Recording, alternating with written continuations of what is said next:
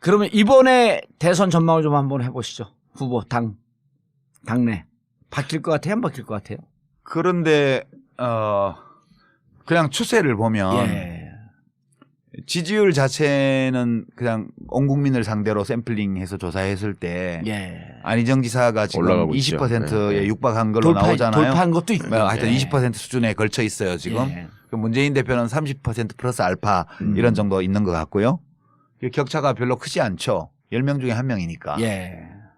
그런데 안희정 지사의 지지율 상승이 이 전반적인 거거든요. 그러니까 네. 야권 지지층에서만 네서만 한게 지지율이 아니라. 올라간 게 아니고 예. 거기서도 올라갔지만 중도층에서도 올라가고 바른정당 뭐 심지어는 뭐 국민의당 무슨 한 자유당 자유한국당 뭐 이런 데서도 무당파층 이런 데서도 다 올라온 거예요. 예. 그러니까 경선에 참여할 정도의 강한 의지를 가지고 있는 시민들만 대상으로 놓고 보면 아직은 격차가 좀 크게 있는 편인 것 같아요. 그러니까 민주당 지지 성향 쪽에서는 예. 격차가 좀 크게 있다. 예, 그렇게 해서 하고 제가 주목하는 건 오히려 누가 이기냐 이런 것보다 더불어민주당이 이번에 경선 룰을 되게 잘 만들었더라고요. 아까 이제 일부에서도 제가 말씀을 드렸는데 예. 그냥 합리적이에요. 누구에게 유리하고 불리하고를 떠나서 정당이 건전하게 발전해 나가고 그다음에 대통령 후보를 선출하는 경선이 예. 공정하고 합리적으로 이루어질 수 있는 그런 규칙이에요. 제도적으로. 예. 그래서 추미애 대표의 집행부가 이 경선 규칙은 되게 잘 만들었다. 그리고 더불어민주당이 하는 모든 의사결정이 이 정도의 합리성과 상식을 가지고 앞으로 해나간다면 이 당은 좀 잘 될 수도 있을 것 같다. 난 좀 과거에는 굉장히 비관적으로 그렇죠. 봤거든요. 이 당의 예. 미래에 대해서. 근데 이번에 해나간 걸 보면서 되게 많이 정리가 됐구나. 그리고 내부에서 그런 이해관계에 따른 주장보다는 이제 상식과 원칙, 어떤 공정성에 대한 공감 예. 이런 것들이 꽤 커져 있는 것 같다. 당 내부에서. 예. 그런 점이 내부 사정은 모르지만 일단 경선 규칙이 나온 걸로 보면 그런 느낌이 와요. 그 점이 훨씬 중요하고요. 지금 여론조사만 보면 안희정이 나가든 문재인이 나가든 다 압도적으로 이기는 걸로 나오잖아요. 예. 그래서 이 경우에는 과거와 같은 이변이 나타날 가능성은 좀 더 적어요. 2002년도는 대세론 후보였던 문제 저 노무현. 이인재 후보가 이인재 후보가 이인재. 모든 조사에서 이회창 후보한테 다 지는 걸로 나오고 예. 그때는. 예, 그다음에 노무현 후보는 넣으니까 일부 이기는 조사도 나오고 이렇게 되니까 그래도 해볼 만한 선거 아니냐 노무현을 넣으면 예. 이렇게 해서 그 엎어진 거거든요. 네. 지금은 누가 나가도 그냥 다 이기는 거라 굳이 누구는 바꿀 필요 되고 없다. 누구는 안 된다 이건 아니니까 예. 그러면 후보 자체가 누가 나냐 어떤 저 사람은 안 돼 이런 것보다 둘 중에 누가 나가도 심지어 이재명 후보가 나가도 이기는 걸로 나와요. 그렇죠. 지금. 나오더라고요. 그러니까 누구든지 나가면 이기는 거니까 그러면 여기서 판단 기준은 누가 나가야 이기나 이게 아니고 이게 2002년도하고 가장 큰 차이예요. 누가 나가야 이기는 게 아니고 누가 이번에 하는 게 좋지? 예. 아하. 예, 그러니까 예. 갈등도 심하게 안 갈 것이다. 그렇죠. 거기다가 1등 후보가 더 젊은 사람이고 2등 후보가 나이가 더 많으면 이번에 내가 해야만 되니까 무리하게 할 수 있을지 모르지만 2등 후보가 미래가 창탄한 사람이잖아요. 그러니까 갈등이 일어날 수 있는 객관적 조건은 아닌 거지 지금. 예, 저는 그렇게 봐요. 근데 안희정 후보를 개인적으로 이렇게 보면 그런 얘기를 해요. 나 페이스메이커 아니다. 그리고 그건 당연히 그래야지. 그럼 그리고- 쪼다야 나 페이스메이커를 하지. 그리고 실제로 5년 뒤에 무슨 일이 있을지 어떻게 아냐. 알아요. 봐요. 대통령 후보 뭐 혜성처럼 누가 나타난다고 떠들었지만 대통령 후보는 1, 2년에 안 만들어져요. 잘. 노무현 대통령이 갑자기 뜬 것 같지만 그건 그분은 아니죠. 그전에 예. 서울시장 선거라든가 뭐 이런 선거가 있을 때마다 여론조사를 해보면 상당히 높게 선호도가 나오던 분이에요. 큰 대규모 선거에서. 부산시장도 득표율이 40% 가까이 갔었고요. 그렇죠. 그러니까 전국 어디에 내놔도 불리한 지역에서도 30, 40% 30% 지지를 얻는 사람이고 수도권 큰 선거에 여론조사를 넣으면 1등 하는 걸로 많이 나왔던 사람이에요. 갑자기 뜬 사람이 아니라고요. 이명박이가 제일 이상한 거죠. 이명박이야말로 제일 짧은 기간에 뜬 거잖아요. 이명박 씨가 대통령이 된 거는 손학규 씨 책임이죠.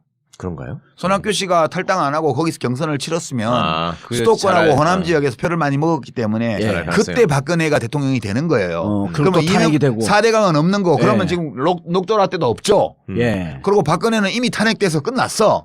그때 그러니까 이 모든 사태에 예. 손학규 대표의 책임이 굉장히 크다고 나는 생각해요. 왜 오셔가지고 이쪽도 난장판으로 만들고 거기도 이명박 정권을 세워주고 왜 그러냐는 거야. 전두엽 이상해져가지고. 전. 근데 그때 만약 손학규가 그대로 있고 네. 이쪽으로 안 나왔으면 이 벙커도 없는 건데. 아니 그니까 그 손학규 씨가 왜 그렇게 왔다 갔다 했냐면 당시에 손학규계를 자임하던 정봉주, 정청래 그 몇몇 그 몰지각한 아니 인사들이 정청래 있어요 또. 거기 있어요 그냥. 아니야? 전병헌. 전병. 아이 진짜. 이해찬 총리는 탈당했잖아 그러고. 나도 손학규 그때 오니까. 당을 떠났지. 탈당하셨지. 당이 더 이상 희망이 없다고 네. 생각을 하고 그때 탈당했어요? 예, 조용히 혼자 당을 나갔어요. 제가 그때 이해찬 총리는 선언하고 나가고. 2008년 1월 달에 그냥 조용히 뭐 제가 더 머무를 공간이 없다고 느껴서 이제 조용히 떠났는데 사람들은 대구 출마하니까 무소속 가려고 가나 보다 그렇게 해서 별로 욕 안 하고 보내줬어요. 저를. 예, 나가는 저를 향해서 침뱉지 않고 그냥 보내줬죠. 예. 그 뒤로는 저는 이제 그 당하고는 관계가 없으니까. 예. 그리고 제3지대에서 당을 좀 만들어 봤으니까. 우리는 제3지대를 말을 쓴 적이 없어요. 예. 그냥 우리는 일부에서 잠깐 썼었는데. 대중적인 진보 정당을 하나 힘 있는 예. 진보 정당을 만들고 싶다. 그러니까 개혁당하고 참여당하고 2002년도 고 2002년서부터 두 번 하신 개혁당하고. 거잖아요. 개혁당 참여당 국민참여당을 2010년도에 제가 국민참여당 후보로 선거에 나갔던 거고. 그 김어준 총수가 그때 저주를 퍼붓죠.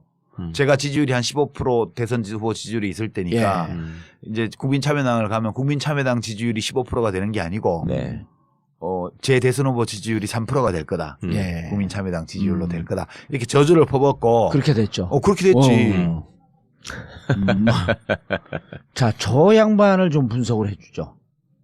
안철수. 그건 전두엽에 이상이 있는 것 같지는 않은데. 아니요. 안철수 아직은. 씨는 지극히 정상적이에요. 예나 지금이나 같은 모습이에요. 예. 맞아요. 같은 네. 모습이에요. 근데 이제 정치에 들어와서 친구를 조금 잘못 사귀어가지고 예. 약간 무리 든 거는 있는 것 같아. 어느 친구를 잘못 사귄 것 같아요? 박아무개라고 있어. 야, 예. 좀 친구라기보단 조금 이제 나이가 좀 뭐 정치권에서는 다 친구지 뭐. 예전에 김아무개 사귈 때부터 약간 이상해졌죠. 그때도 그렇지. 이상했지. 예, 예. 예. 그러니까 그때부터 삐딱선이. 그러니까 친구를 잘못 사귀었어요. 내가 친구 잘못 사귀어서 감옥 갔잖아. 네. 대학 다닐 때. 그 친구 누구예요, 근데? 지금 뭐 근데 하세요? 아니 그쪽에서는 여길 잘못 싸면서 감옥 갔다 아니, 그래. 근데 나는 그 친구들이 참 훌륭한 친구였다고 예. 생각해요. 그래서 내가 똑바로 살 수 있었으니까.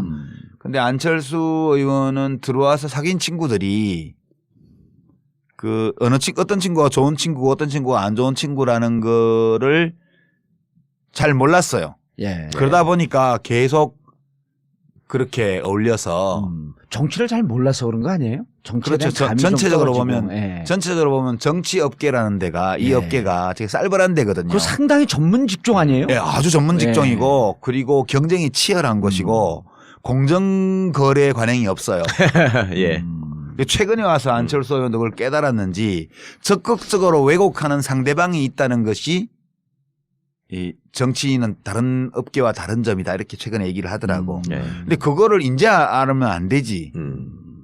적극적으로 왜곡하는 것은 상대방에만 있는 게 아니에요. 그렇죠. 적극적으로 왜곡하는 것은 내 주변에도 있거든. 예. 거기까지는 아직 파악이 안 된 것 같아. 예, 아니 그래서. 문재인 후보가 호남에서의 반문 정서의 생성이 내 진영에서의 왜곡 때문에 그렇게 됐던 거 아니에요? 그러니까 안철수 의원은 자기에 대해서만 그런 거라고 인식하진 않을 거예요. 서로 모두가 다 그렇다. 예. 이렇게 보겠죠.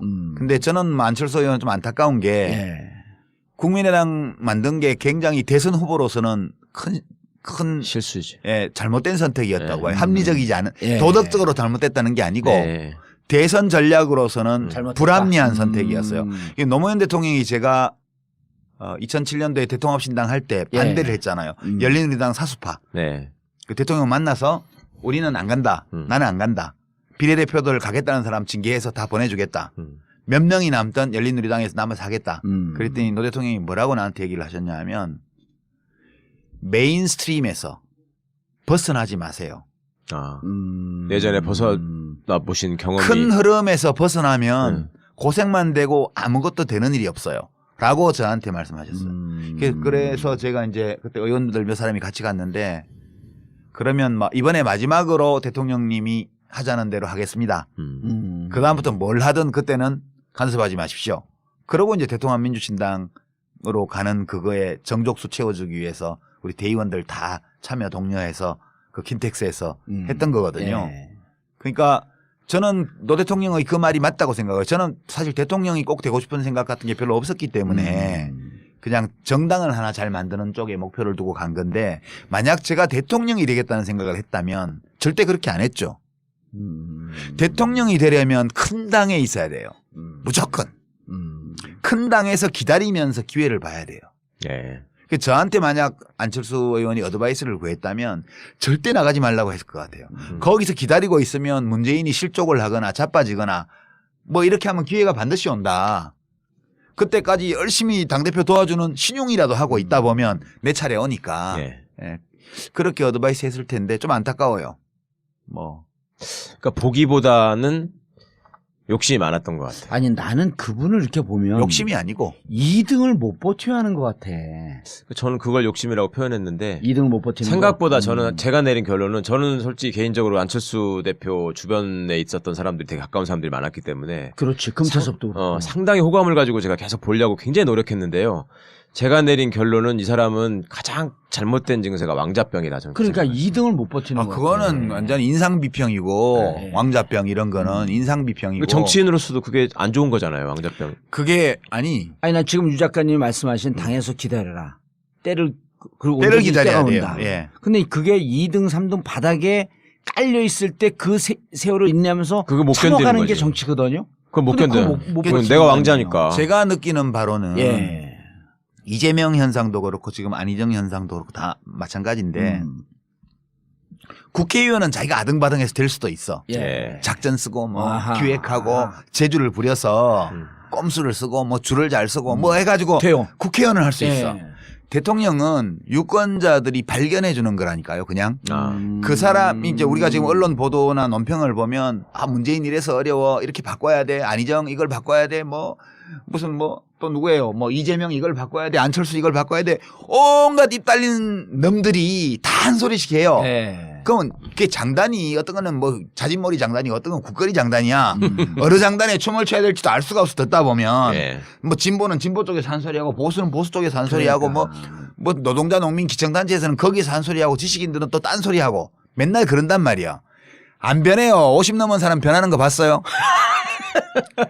못 김문수. 바꾼다고. 김문수.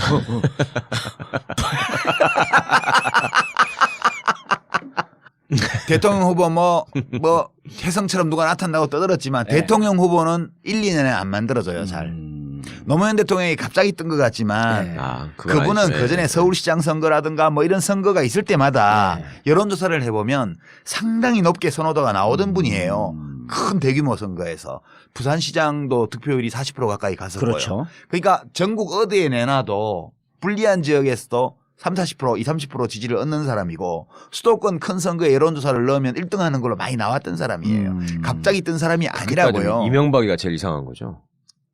이명박이야말로 제일 짧은 기간에 뜬 거잖아요. 이명박 씨가 대통령이 된 거는 손학규 씨 책임이죠. 그런가요? 손학규 씨가 탈당 안 하고 거기서 경선을 치렀으면 그게 수도권하고 잘 호남 알- 지역에서 표를 많이 먹었기 때문에 예. 그때 박근혜가 대통령이 되는 거예요. 그리고 또 탄핵이 되고. 4대강은 없는 거. 그러면 예. 지금 녹조라 때도 없죠. 예. 그리고 박근혜는 이미 탄핵돼서 끝났어. 그때 그러니까 이 모든 사태에 예. 그러면 이번에 대선 전망을 좀 한번 해보시죠. 후보 당내 바뀔 것 같아요? 안 바뀔 것 같아요? 그런데 그냥 추세를 보면 예. 지지율 자체는 그냥 온 국민을 상대로 샘플링해서 조사했을 때 예. 안희정 지사가 지금 올라가고 있죠. 20%에 육박한 걸로 나오잖아요. 돌파한 것도 있고. 하여튼 20% 수준에 걸쳐 있어요 지금. 예. 그 문재인 대표는 30% 플러스 알파 이런 정도 있는 것 같고요. 격차가 별로 크지 않죠. 10명 중에 1명이니까. 예. 그런데 안희정 지사의 지지율 상승이 이 전반적인 거거든요. 그러니까 네. 야권 지지층에서만 에서만 한게 지지율이 아니라. 올라간 게 아니고 예. 거기서도 올라갔지만 중도층에서도 예, 올라가고 바른정당 뭐 심지어는 뭐 국민의당. 무슨 한 자유당 자유한국당 뭐 이런 데서도 무당파층 이런 데서도 다 올라온 거예요. 예. 그러니까 난 좀 과거에는 굉장히 비관적으로 그렇죠. 봤거든요. 예. 이 당의 미래에 대해서. 근데 이번에 해나간 걸 보면서 되게 많이 정리가 됐구나. 그리고 내부에서 그런 이해관계에 따른 주장보다는 이제 상식과 원칙, 어떤 공정성에 대한 공감 예. 이런 것들이 꽤 커져 있는 것 같다. 당 내부에서. 예. 그런 점이 내부 사정은 모르지만 음. 일단 경선 규칙이 나온 걸로 보면 그런 느낌이 와요. 그 점이 훨씬 중요하고요. 지금 여론조사만 보면 안희정이 나가든 문재인이 나가든 다 압도적으로 이기는 이기는 거로. 걸로 나오잖아요. 예. 그래서 이 경우에는 과거와 같은 이변이 나타날 가능성은 좀 더 적어요. 2002년도는 대세론 후보였던 문재인, 저 노무현. 아니 그 아, 이인재 이회창, 후보가 이회창. 이인재 후보가 모든 조사에서 이회창 후보한테 다 지는 걸로 나오고 예. 그때는. 예, 그다음에 노무현 후보는 넣으니까 일부 이기는 조사도 나오고 이렇게 어허. 되니까 그래도 해볼 만한 선거 아니냐 노무현을 넣으면 예. 이렇게 해서 그 엎어진 거거든요. 네. 지금은 누가 나가도 그냥 다 이기는 거라 굳이 누구는 바꿀 필요 되고 없다. 누구는 안 된다 이건 아니니까 예. 그러면 후보 자체가 누가 나냐 아니, 어떤 저 사람은 안 돼 이런 것보다 둘 중에 누가 나가도 심지어 이재명 후보가 나가도 이기는 걸로 나와요. 그렇죠. 지금. 나오더라고요. 그러니까 누구든지 나가면 이기는 거니까 그러면 여기서 판단 기준은 누가 나가야 이기나 이게 아니고 이게 2002년도하고 가장 큰 차이예요. 누가 나가야 이기는 게 아니고 누가 이번에 하는 게 좋지? 예. 아하. 예, 그러니까 예. 갈등도 심하게 안 갈 것이다. 그렇죠. 거기다가 1등 후보가 더 젊은 사람이고 2등 후보가 나이가 더 많으면 이번에 이번에 내가 해야만 되니까 무리하게 할 수 있을지 음. 모르지만 2등 후보가 미래가 창탄한 사람이잖아요. 그러니까 갈등이 일어날 수 있는 객관적 조건은 아닌 거지 지금. 예, 저는 그렇게 봐요. 근데 안희정 후보를 개인적으로 이렇게 보면 그런 얘기를 해요. 나 페이스메이커 아니다. 그리고 그건 당연히 그래야 지금 그리고- 쪼다야 나 페이스메이커를 하지. 그리고 실제로 5년 뒤에 무슨 일이 있을지 어떻게 아냐. 알아요. 봐요. 경선에 참여할 정도의 강한 의지를 가지고 있는 시민들만 대상으로 놓고 보면 아직은 격차가 좀 크게 있는 편인 것 같아요. 그러니까 민주당 지지 성향 쪽에서는 예. 격차가 좀 크게 예, 있다. 그렇게 해서 하고 제가 주목하는 건 오히려 누가 이기냐 이런 것보다 더불어민주당이 이번에 경선 룰을 되게 잘 만들었더라고요. 아까 이제 일부에서도 제가 말씀을 드렸는데 예. 그냥 합리적이에요. 누구에게 유리하고 불리하고를 떠나서 정당이 건전하게 발전해 나가고 그다음에 대통령 후보를 선출하는 경선이 예. 공정하고 합리적으로 이루어질 수 있는 그런 규칙이에요. 제도적으로. 예. 그래서 추미애 대표의 집행부가 이 경선 규칙은 되게 잘 만들었다. 그리고 더불어민주당이 하는 모든 의사결정이 이 정도의 합리성과 상식을 가지고 앞으로 해나간다면 이 당은 좀 잘 될 수도 있을